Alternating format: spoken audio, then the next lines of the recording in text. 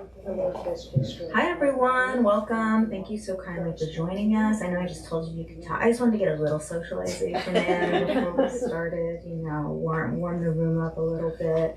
Hi everyone, welcome. Thank you so kindly for joining us. Welcome to Green Apple Books in the Park. My name is Car Johnson. I'm the event coordinator for Green Apple, and tonight I am very glad to welcome, we have an excellent trio of poets joining us, of Bay Area poets joining us with new releases here. So I want you to keep it going as I let you know. We are being joined by Ekiss, Richardson, and Matthew Zapruder. Let's give them all a hand. They are celebrating their latest collections, all of which came out in the last year, respectively, Burial Fragments, Smother, and I Love Hearing Your Dreams. Thank you for joining us here in person and also online. Hello, online audience. I'm waving to a camera. You can't see. We are broadcasting from San Francisco, California. We open each of our events with a land acknowledgement. So I would like to let you know now that we are operating on unceded Matchush-Ohlone land. We think that acknowledgement requires action, and so we encourage you to donate either your time or monetary means to an Indigenous organization each time you hear a land acknowledgement. We have details about the Matchush-Ohlone Land Trust at the back desk. If you are interested in how to participate in this project of rematriation, that is usually where we direct people. I have very brief business before I let our poets take over. Now's a good time to silence your cell phones if you have not already. I didn't ask our writers, how do we feel about photo taking? Photos fine. Photos fine. Photos good. Photos thumbs up. Just no bad photos. That's not allowed. We don't accept that. But yeah, you're not gonna get Don't tag them on the internet in bad photos. But I mention all of this to say, please don't take a call in the middle of the event. And if you need to, please step outside. Please do check out our full event calendar online at greenapplebooks.com. We have a really great season ahead of us, including the event you are currently attending. And please do buy books if you are able. If you've been here before, you've certainly heard me say that when you buy books from us, not only do you support us as an independent bookstore, you support the writers who put so much work into making these books, and then you get to have a book, which might be the best part. So if you are able, we always appreciate it. Thank you so kindly. And like I said, we have three poets who are joining us tonight. I'm going to go ahead and tell you a little bit about each of them as they come up. I have brief bios. We're going to hear work from each of them, and then we'll take the temperature of the room. If you have any questions, maybe we can do that post-event, but we'll see. We'll see how it goes. Okay. Without further ado, I'm going to go ahead and introduce the first writer who's joining us. First, Matthew Zapruder is the author of 6 collections of poetry, as well as 2 books of prose, Why Poetry and Story of a Poem. He is editor-at-large at Wave Books, where he edits contemporary poetry, prose, and translations. From 2016 to 2017, he held the annually rotating position of editor of the poetry column for the New York Times Magazine and was editor of the Best American Poetry 2022. He teaches in the MFA in Creative Writing at St. Mary's College of California. His most recent collection, I Love Hearing Your Dreams, is part of the reason we are here tonight. Let's give one more hand for Matthew Zapruder.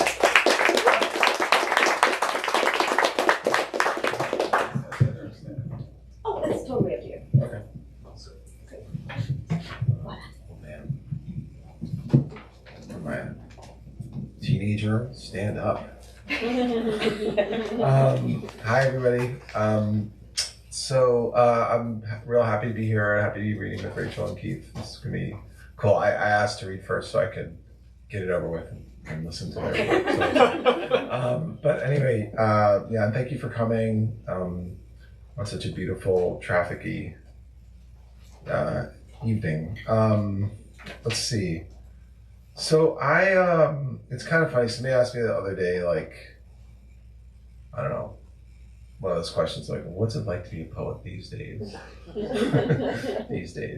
And so and I was just thinking that I kind of feel like I've always written the same way, actually. I've always just been interested in like the things I don't understand and like confusion and not being sure of myself and I think that's just always what I've gone to poems to experience when I read them, and that's when I feel that way. That's when I write poems, and I don't usually like poems that are like too sure of themselves. I just don't.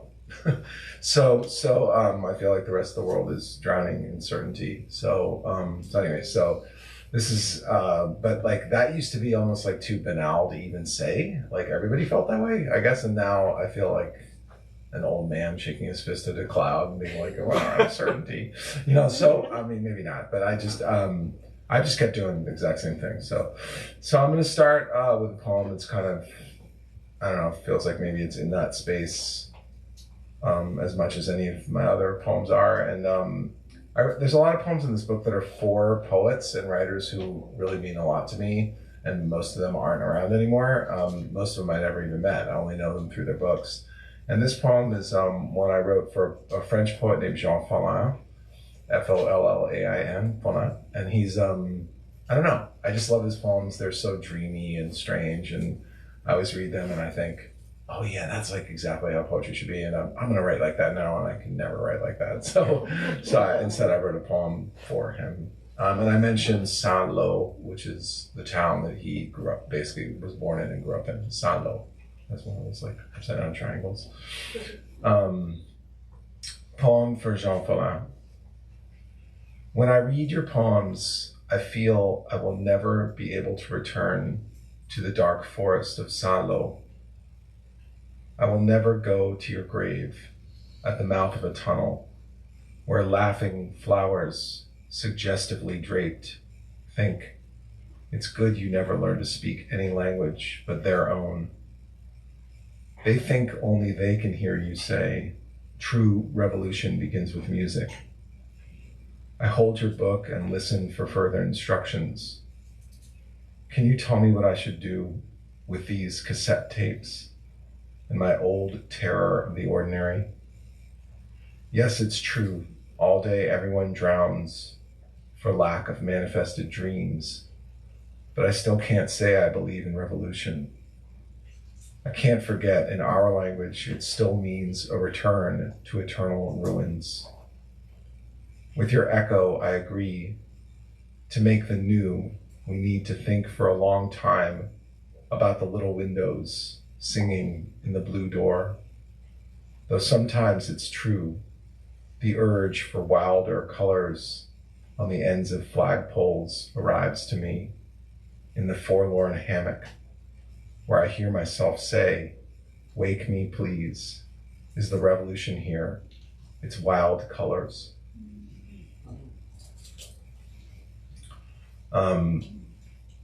This poem's called Jury Duty. I think I get called to jury duty like 4 to 5 times a month. Somehow, like every time, it's like a new those little cards. One for every personality. But anyway, so this is like the 9 millionth time I was going to jury duty. I wrote this poem, and it is imaginatively titled Jury Duty, so that no one is confused about what is going on. Jury duty. I wanted to waste the day not making lists, refusing to watch the final episode of Democracy on a screen attached to a mysterious silver box issued by an institution whose proboscis I willingly inserted into my soul so I can produce these endless translucent complaints. Oh, whoever you are out there laughing on the street, I'll give you my name, which has, in these long hours, grown less precious than a shadow. Take it and go forth without my confusion. I do not know which candidates won't dress us in uniforms. Though it is true, it would be one fewer decision.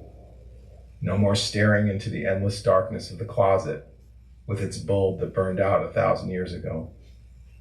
Where did I put my headlamp? I last saw it in a drawer, poured in the final frantic moments into a box, no one labeled, stuff that will be utterly vital only once. We moved onto this hill, and I no longer can find anything not useful. I like to stare in the mirror and see an explorer who convinced the king of maps to let him sail off the edge, leaving me here to doze on the couch.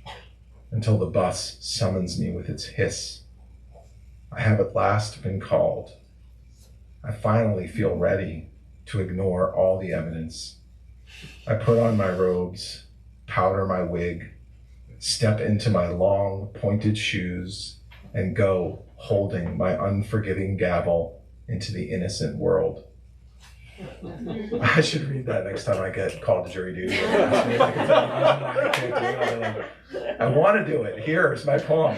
You are excused permanently. I'll never get another one of those letters. That's totally what I'm going to do.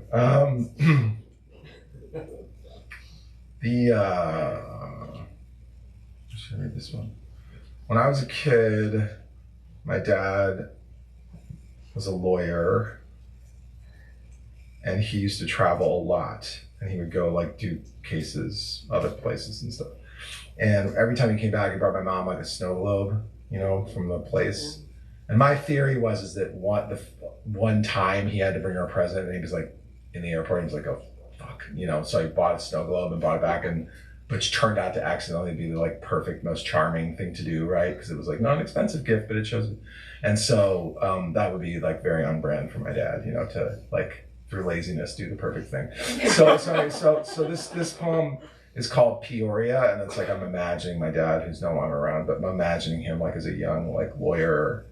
And I did the thing, like the poet thing, where I just like looked up every fact I could about Peoria and just like shoved it into this poem. So there's like a lot of super useful facts about Peoria in here. So if you are planning a trip, you can be ready. Okay, Peoria. I don't know when that name entered my ear. I remember hearing that was where my father won his first case. He must have stayed a while, maybe in the Mark Twain Hotel. He could not have been far from young Richard Pryor. Maybe the famous brown bison watched him from a field, or a commemorative mug with facts about megafauna and the quaternary extinction event on the other side. A few still live in the zoo, their shaggy, mountainous shoulders permanently hunched in preemptive defeat. Years of constant travel. Whenever he returned from whatever city, he would bring a snow globe back for her. You could turn or shake it and see white flakes far too slowly descend through some eternally clear liquid onto appropriate plastic landmarks. Among them, people stilled in the act of moving agree life is elsewhere and the past always misremembered, so they shall stay forever here and be loved. Oh, happy shadows of the ordinary. A collection of plastic half-eggs, translucently covering various mid-sized cities, cherished on a mantle grew. I don't remember seeing Peoria. Maybe that was before the first time he had almost not remembered, and with guilty gratitude stuck the far too expensive trinket in the pocket of his overcoat, running to the plane, soon to be filled with that once ubiquitous smoke. It flew through years of undefeated night toward our capital. I had not yet been born. Here, I've been slowly learning to speak to those nameless purple flowers in their language, in which Peoria means mountainside hidden in productive shade between orchard and dream.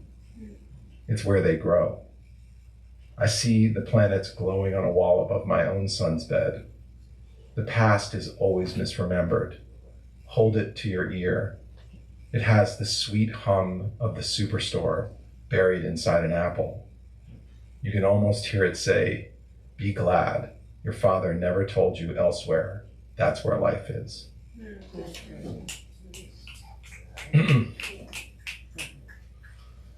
Couple more. I don't usually read this one, but there's a, has anybody ever been to Walnut Creek? Or my wife says, cracking the nut. My wife says, I go crack the nut when we have to go, like, you know, whatever, like, you know, the Container Store or something. So anyway, so there's, you know, Walnut Creek, it's like all box stores, right? And, but there's one little locksmith shop, like in this tiny little building they won't sell, you know, like Bed Bath & Beyond or whatever, they like refuse to move or whatever.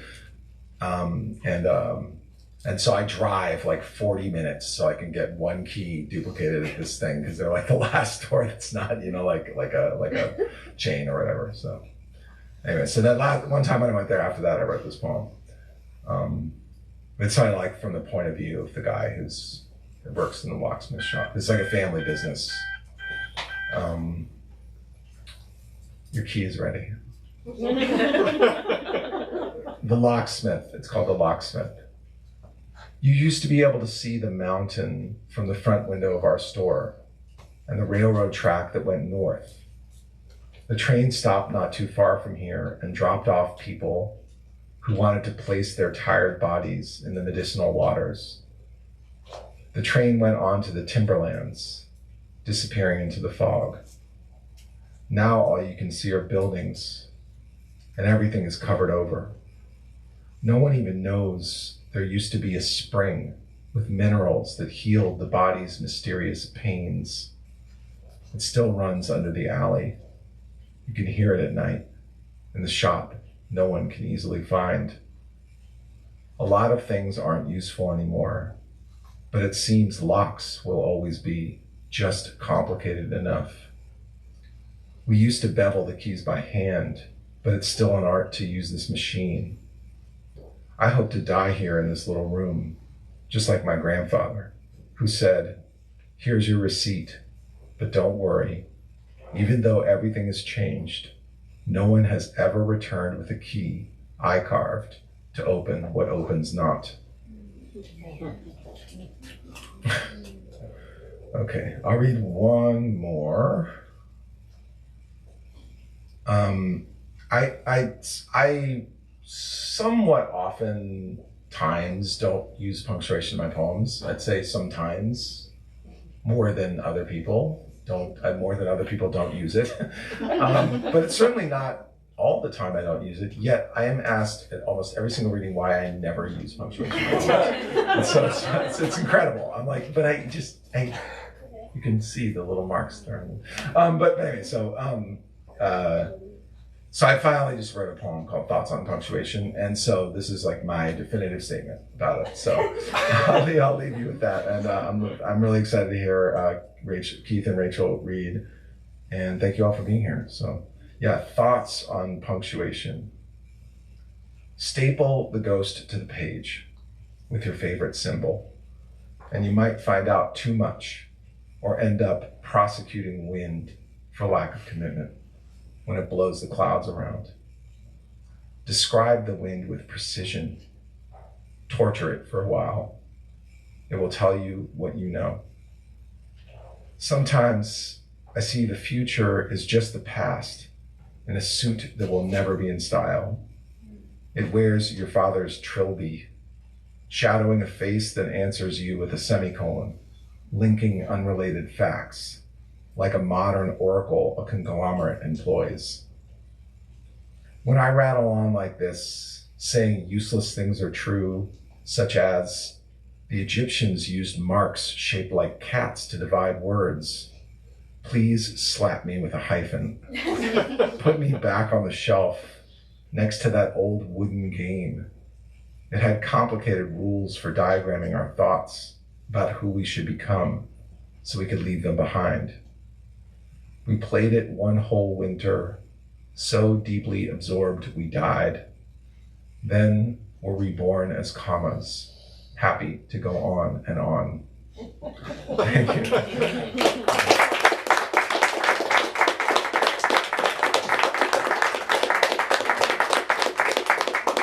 give one more hand for Matthew Zapruder.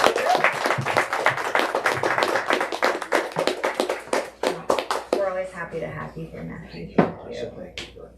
Oh, of course. I have a lot of questions for you, but I'm gonna wait. I'm very glad to introduce our next reader. We got nothing but hits tonight, folks. I'm very excited. Our next reader, Keith Ekiss, is the author of the poetry collection Pima Road Notebook, a book about growing up on the edge of the Salt River Pima Maricopa Indian community in Arizona. As a translator, his works include The Fire's Journey, an epic poem by the Costa Rican writer Eunice Odio in 4 volumes, and Territory of Dawn, the selected poems of Eunice Odio, published in 2016.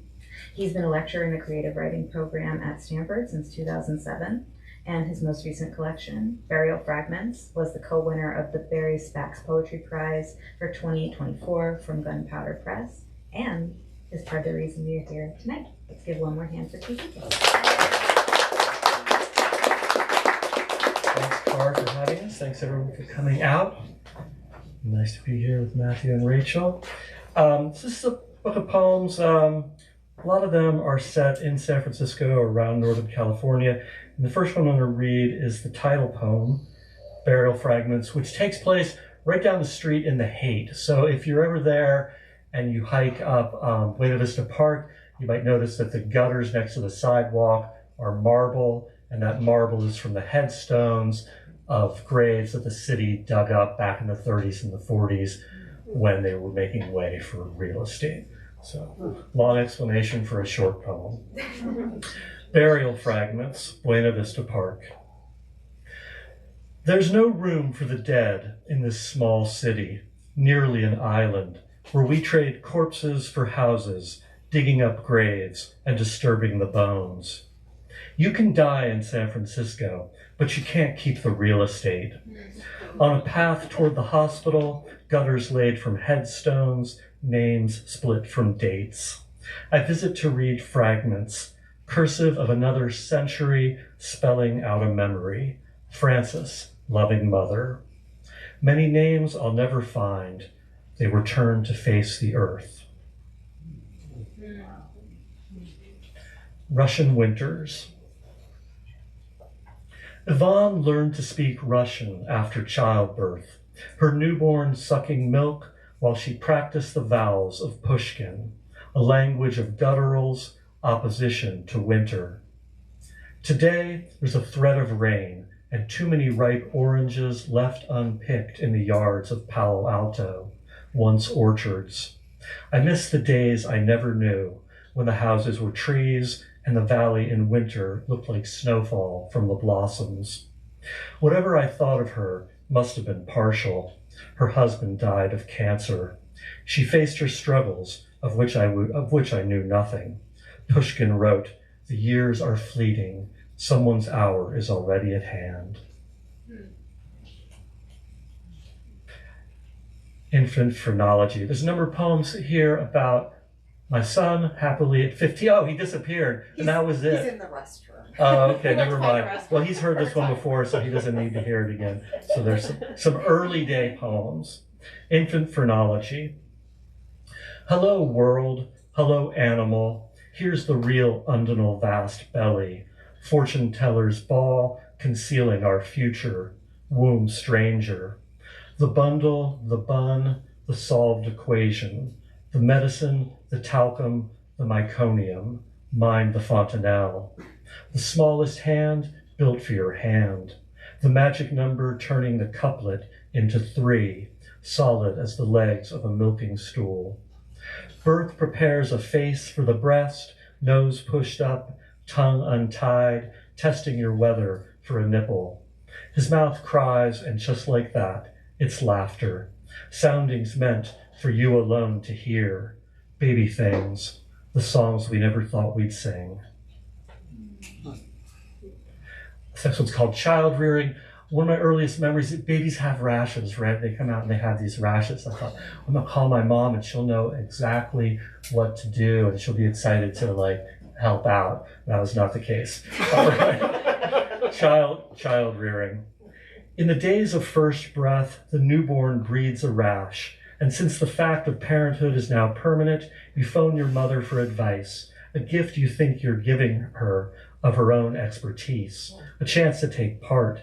But when she claims she's got no idea what to do, can't recall, that was nearly 40 years ago, and if she could remember now what she did for your skin, no doubt today the medicine would be different, totally opposed even to a cream she might have applied with such care back then, leaning over the crib and no real grave concern.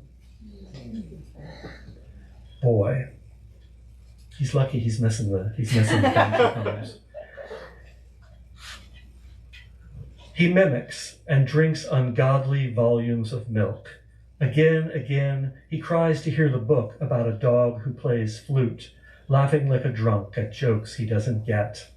He overhears the rain like a conversation and murmurs to himself, not like a lonely man, but one amused by genius. He doesn't know heaven or death, too young to spot hummingbirds, too old to swaddle like a mummy. Words appear in his mouth from the air.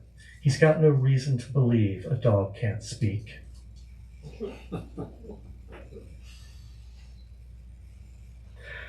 Early stages.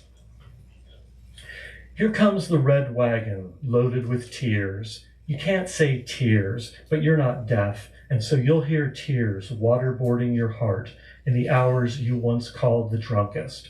But you're sober as a map, your steady hand ready to sail the ship to calm. Here comes the lightning, here comes the lullaby jazz. If you ever try to steal away, the child's spirit, a mixture of kerosene and laughter, follows you to the dark side of the bar, where hustlers wait with urgy stories to share about their parents, dear old mom and dad, and the awful things, once upon a time, they did to them. Polar Bear Express. The boy won't fall asleep without books, pictures before bed of polar bears who never leave a scent of blood against the ice, watered down tales of jolly rotten pirates setting sail. The cannons shoot coconuts. If there's a pistol, it's polished and never pointed at a slave. A hand, a shove, scarred knees, written report. She pushed me first. Every night I read with attention, skipping over soldiers and kill. I censor. I form a human shield. I leave whole cities unburned.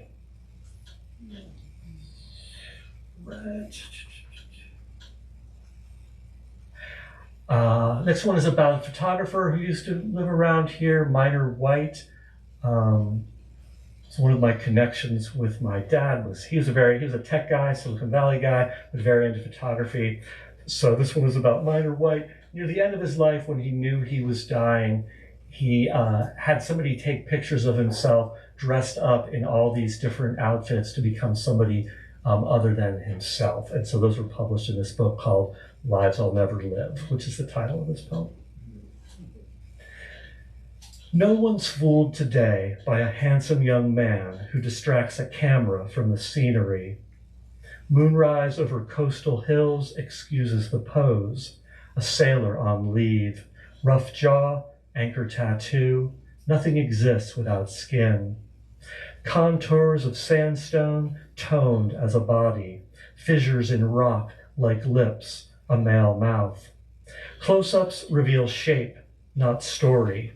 He couldn't tell us whose body he wanted and framed it again and again, kneeling toward stone, lover over lover, catching how morning light pressed itself on water or revealed the wear of hands in an abandoned house.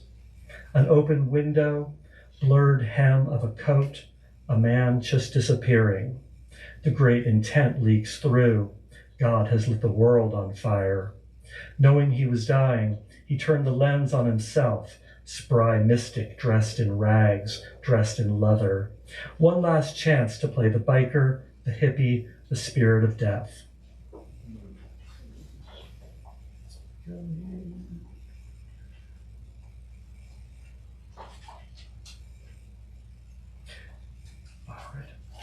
This is the prose poem about my barber for 20 years.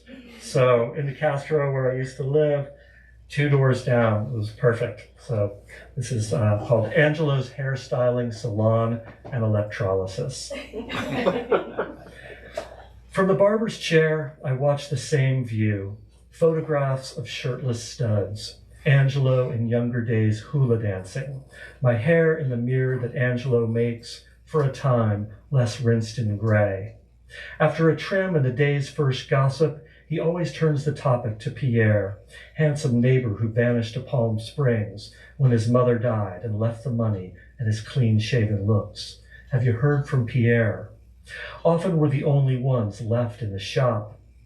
We agree Elliot needs a woman before it's too late, but if he decides he's not straight, he'll always find work as a houseboy. On quiet afternoons, I coax out stories of tenderloin hookers whose hair Angelo bleached and bedside cuts for customers, wasted, confused, skeletal, who were dying of a new plague. What's the first thing you notice on a woman? Angelo asks and then answers, the teeth. Evenings he devotes to the telenovelas. Pedro's in love with a little white witch. Pedro never falls in love with Tomas. Sundays he reserves for confession, Mission Dolores and the bread of Christ. Says he lives alone, says he never dates, like I'd tell anyone, like I'd tell his mother. All right, just a couple more. All right, read a couple of Silicon Valley ones. So this one's called Explaining Shockley. It's okay if you don't know who Shockley is, because I didn't know who Shockley was until my mid-30s. Kind of the inventor of the transistor, massively egotistical guy, co-inventor of the transistor, whose business eventually broke up and was kind of the founding of Silicon Valley, companies like Fairchild and Intel. But my father knew who Shockley was, and he was a little bit shocked when he found out I did not. The only other reference in the poem that might be useful is there's an old radio program called The Shadow from the 40s and 50s. This has a little reference to the shadow at the end of it. All right, Explaining Shockley, father of the transistor, 1910-1989. When Shockley died, his children learned the news from the paper. Students burned his car when he lectured on race. He passed in infamy, alone except for Emmy, the widow my father once spied, passing like a specter through the arches of an exclusive university, proof of a brush with greatness. Shockley's invention, our future. Transistors my father fabricated like elaborate microscopic cities.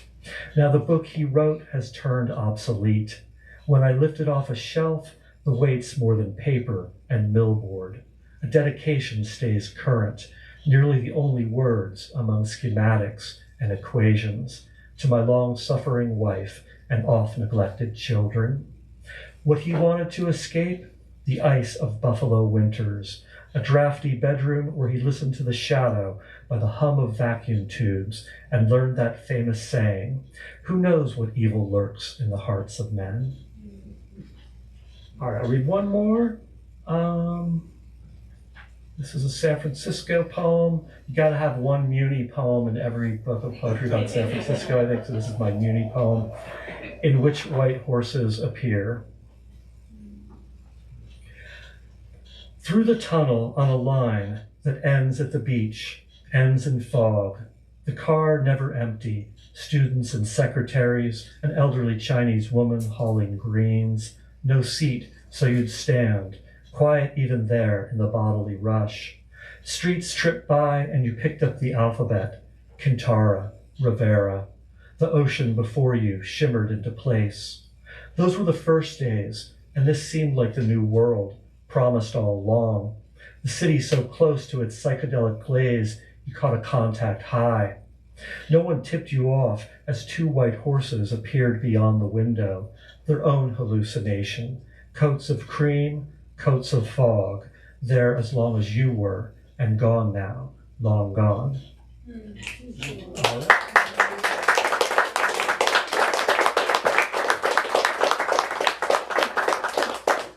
One more hand for Keith Ekiss.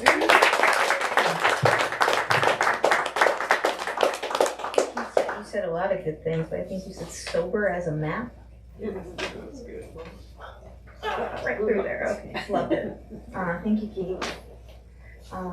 Our final reader, I'm very happy to introduce, and I'll say that Rachel's really the reason we're all together this evening. You wrangled these writers, and now we're all here, and I appreciate you for doing so. So thank you, Rachel. Rachel Richardson is the author of the poetry collections Copperhead and 100-Year Wave. She's the co-founder of Left Margin Lit, as well as a former Stegner and NEA fellow. Her poems have appeared in The Atlantic, New York Times, Yale Review, and other publications. In 2024, she was named an inaugural Artist in Fire resident through the Confluence Lab. It's the coolest thing I've ever read aloud, and is now trained as an FFT2 wildland firefighter. Her latest collection, Smother, is also part of the reason we are here tonight. Let's give one more hand for Rachel Richardson.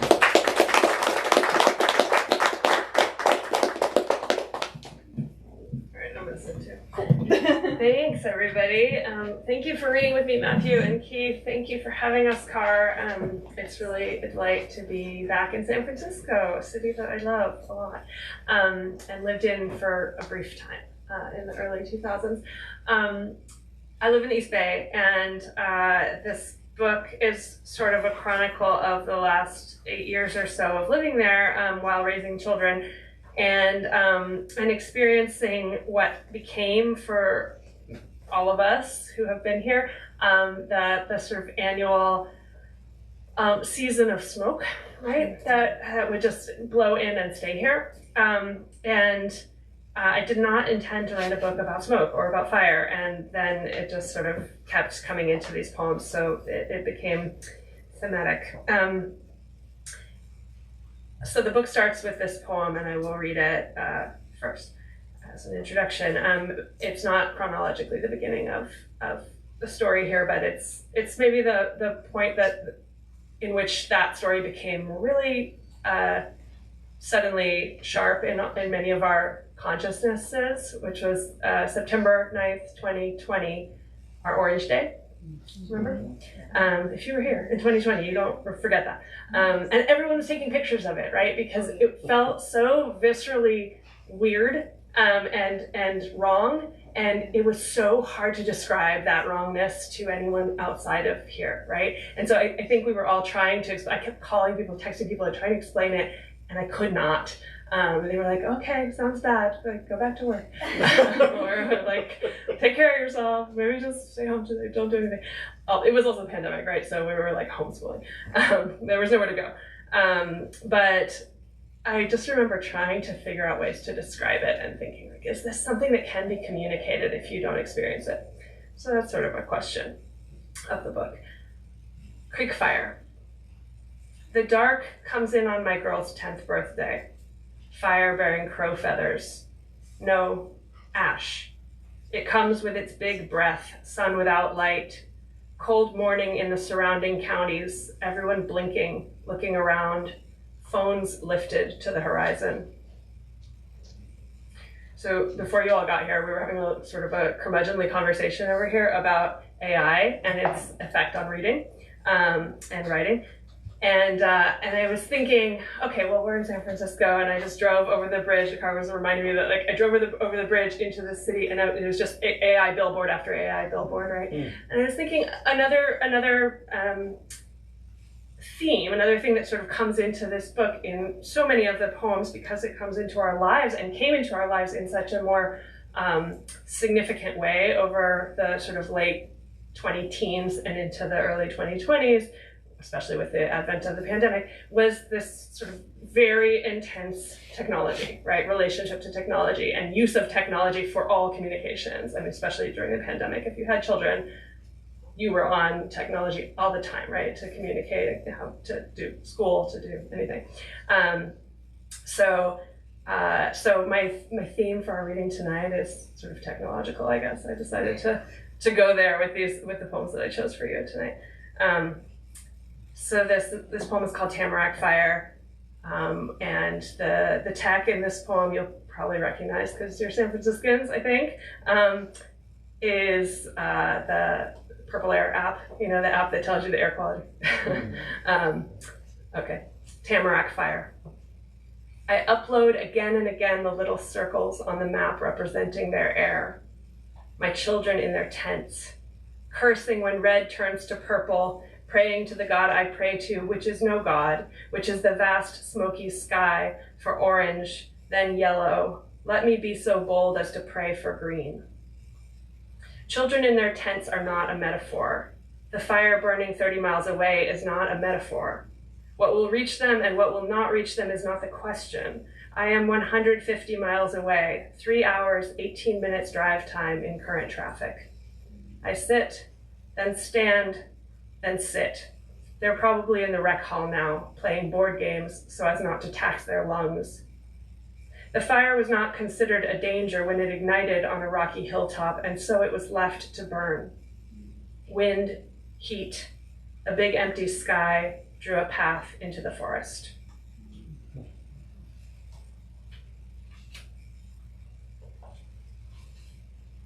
Here another poem about the cautionary tale about going on the internet. 21st century parable.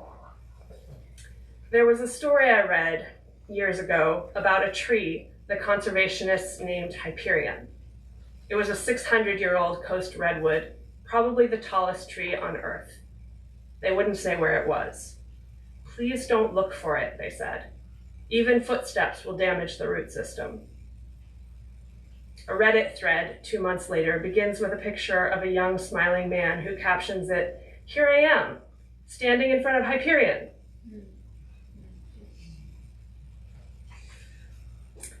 Okay, Matthew, your Peoria poem made me think.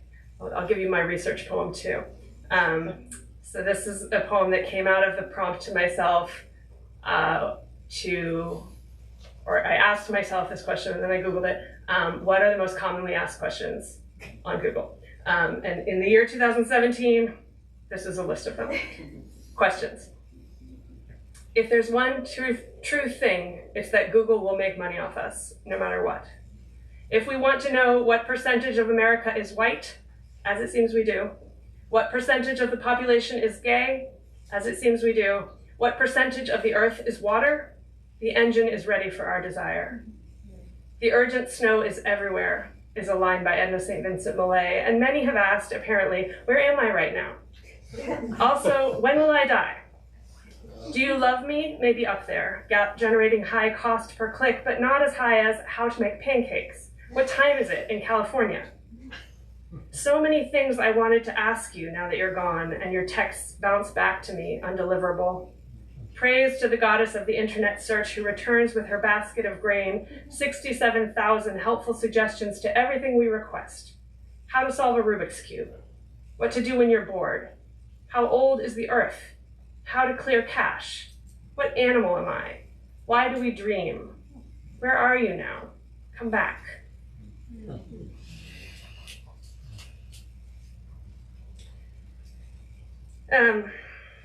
All right, here's a grumpy poem. Maybe not. Maybe it ends with a little forgiveness. Conservation theory. If you love a forest, you're supposed to live in a small house. Accept your grandmother's hand-me-down sewing rocker instead of snatching up the sectional at the liquidation sale. You need to learn about soil and beetles, heart rot, and the price of lumber in China. Turns out the world is not the silence under a crown of redwoods, not mostly. The builders are always building. Zillow hungers for a listing. Treed lots photographed so beautifully, framing the dappled light. If you want a forest, you should buy the trees. If you want a forest, you should deed them to the conservationists to keep from your descendants' desires. Turns out the price of lumber in China is going up, up, up. It's not productive to love a thing that costs so much to keep in the ground. The loggers are waiting. The local economy is counting on you. You need to lie down in the understory, to burrow and root. A tree party is swallowing smoke. A tree party is reaching toward the sun. A tree party takes years to get to cocktail hour. It's not your fault you loved to run your hand along smooth floorboards as a child. It's not your fault you took the sweet air for granted.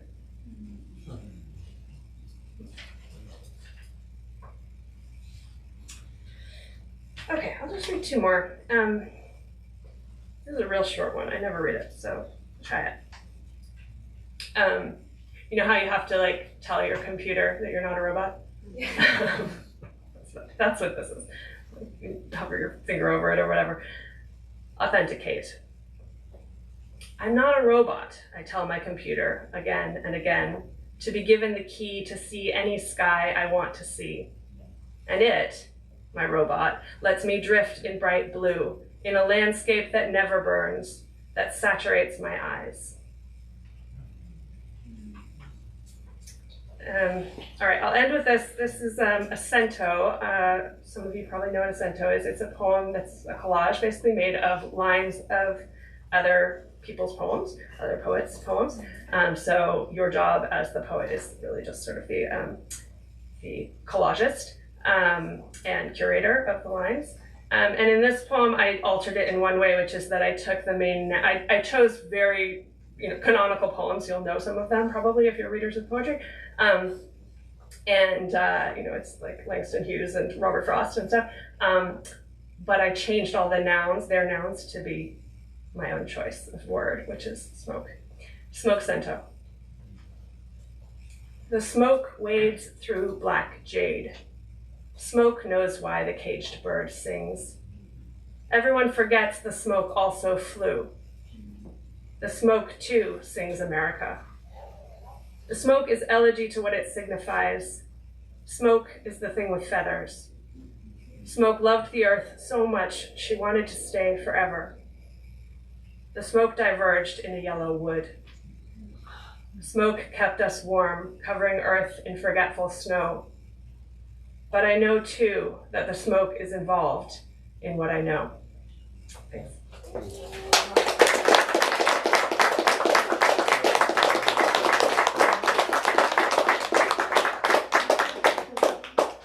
We have one more hand for Rachel Richardson. And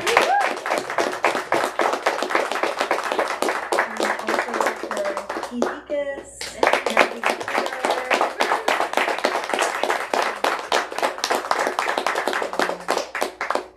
Thank you all so much for being here. Thank you all for reading. I appreciate you so kindly.